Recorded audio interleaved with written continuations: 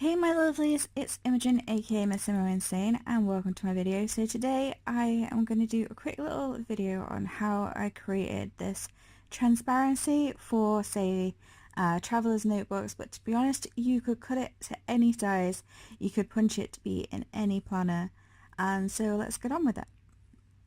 So first of all, I'm using these laminated sheets, and basically you want to open it up and separate the two, making sure that the frosted side is what you're stamping on, not the glossy side. I got these particular ones from Poundland here in the UK, which makes them £1 and you get 10. Then you want to take your stamp, in this case I'm using Stampendous, one of the Raven stamps, and then I want to use black Stazon ink. I have tried this with other inks. I have tried wetter inks such as pigment inks and chalk inks, and I've tried dye inks as well, and I found that Stazon is the only ink that works for this. Black is best because it's going to be quite light. You're not going to see, it's not going to be a very dark image. So make sure you ink it up all the way, press it down so you get all of that ink transfer off the stamp, but you want to be really careful not to smudge the stamp when you lay it down. Squidge it like this or lift it back up.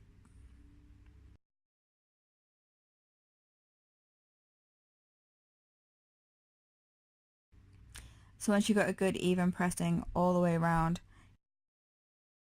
lift it straight up and then leave it. You want to leave this for a good 5 to 10 minutes so that it dries.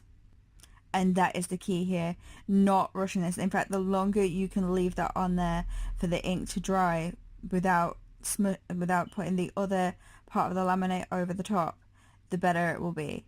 So once you have left that for a good 5, 10, even longer minutes, lift it up and put the top part of the acetate straight over. Unfortunately, my desk is a bit of a mess due to my creative splendor tonight. So what we're going to do is we're literally going to feed it straight through into our laminating machine. Now this particular one I actually got on eBay. It wasn't particularly expensive, but it's also not. I also forgot to mention that you want to make sure that you stamp on the side that you're going to want it to be on. So for example, if you're going to want it to be like this, you're going to want to stamp on the right hand side of the acetate.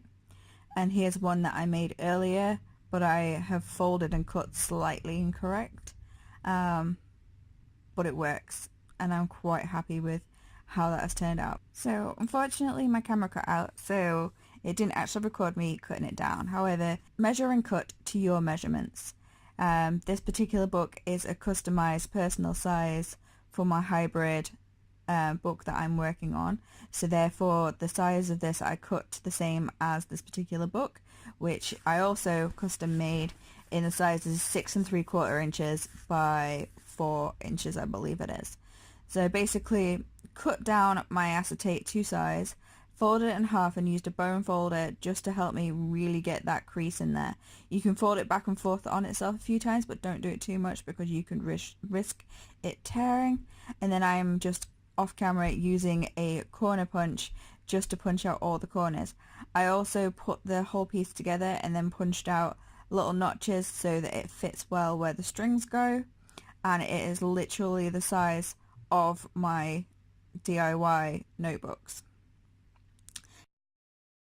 As you can see, this is my first DIY notebook, and it is perfect sizing. If I turn it upside down so it's the back of it, you can see what that would look like over the top as a transparency.